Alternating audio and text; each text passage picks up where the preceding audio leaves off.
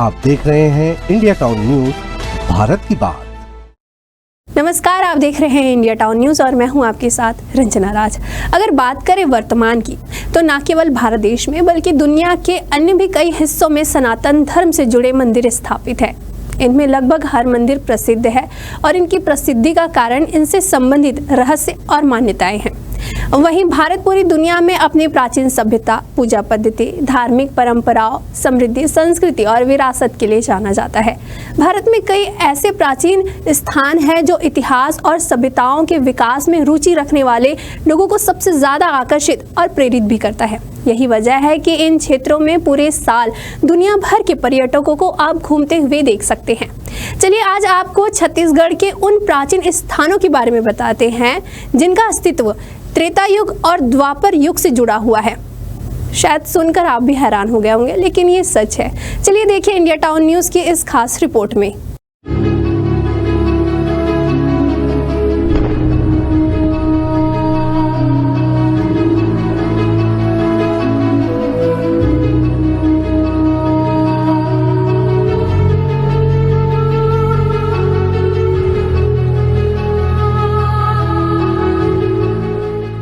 धमतरी से महज 20 किलोमीटर दूर इस गांव में राजा महाराजाओं के साक्ष्य आज भी महानदी के चट्टान की तरह मौजूद है।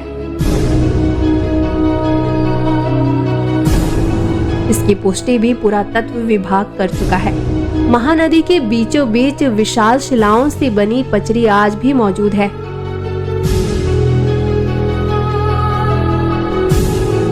पचरी देवी की मूर्ति को द्वापर युग का माना जाता है। ये राजा महाराजाओं की इष्ट देवी है। आज की इस महानदी के घाट पर कभी राजा महाराजाओं का नगर बसा हुआ करता था। इसका परिणाम आज भी मौजूद है।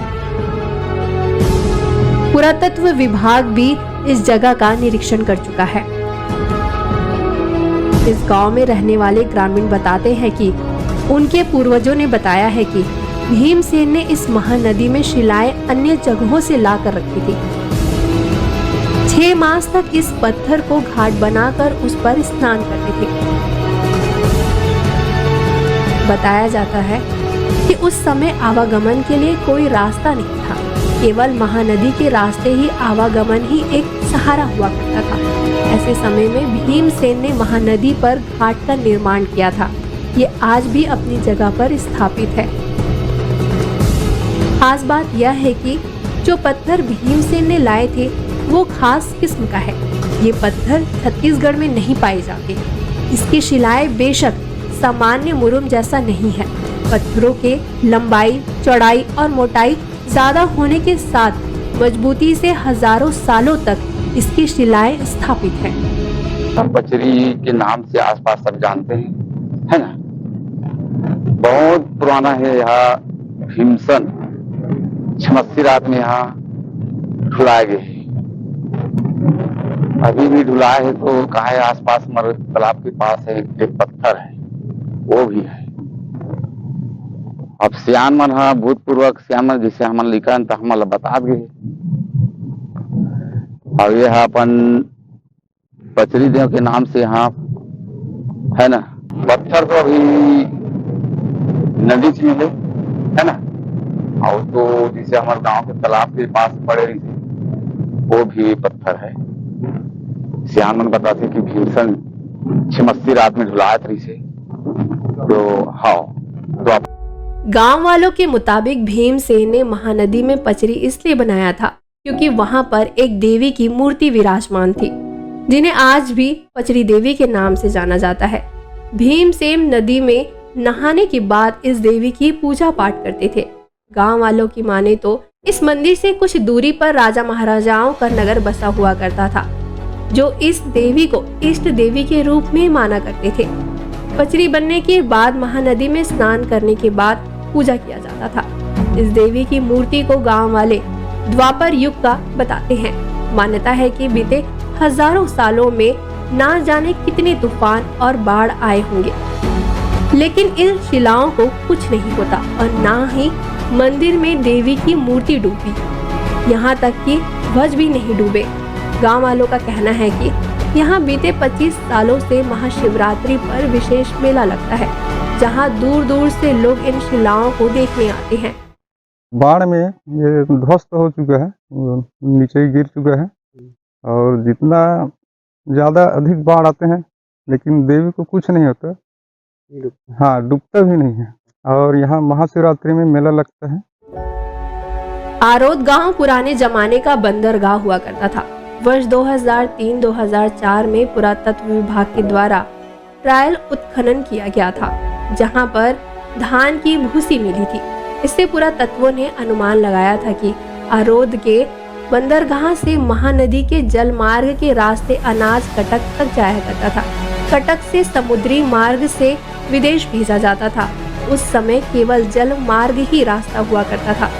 बहरहाल इस शिलाओं ने आरोद गांव को एक नई पहचान दी है और गांव वाले अपने आप को सौभाग्यशाली मान रहे हैं कि जिस गांव में उनका जन्म हुआ है उस क्षेत्र में कभी भीमसेन जैसे योद्धा यहां आकर पचरी का निर्माण कर देवी की आराधना किया करते थे।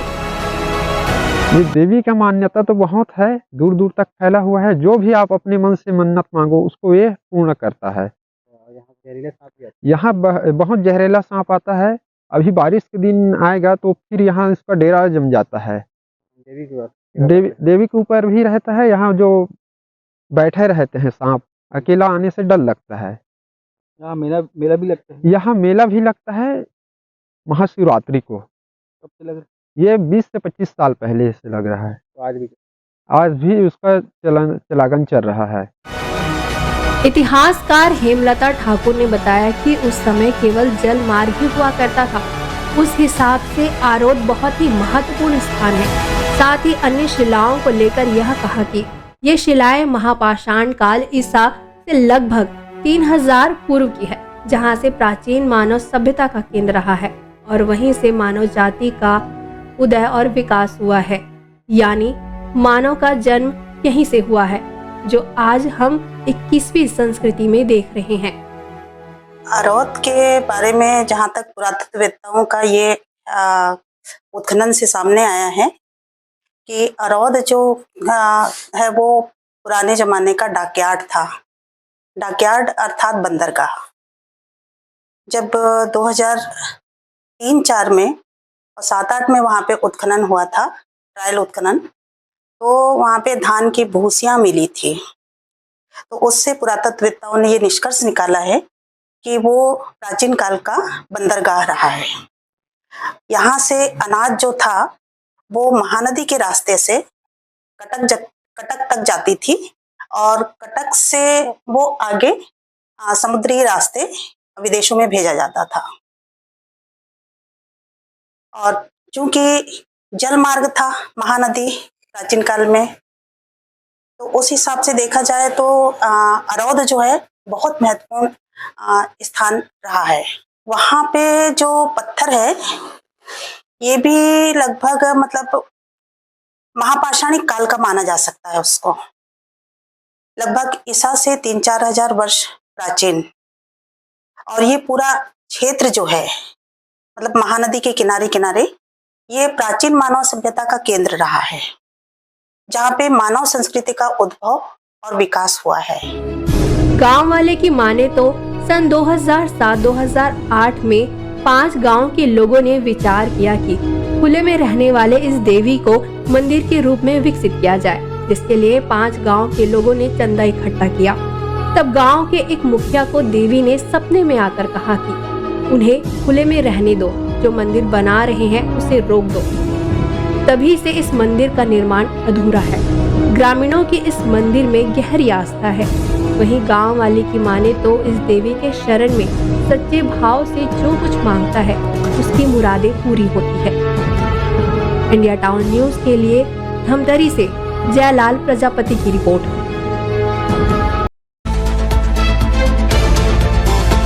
आप देख रहे हैं इंडिया टाउन न्यूज, भारत की बात।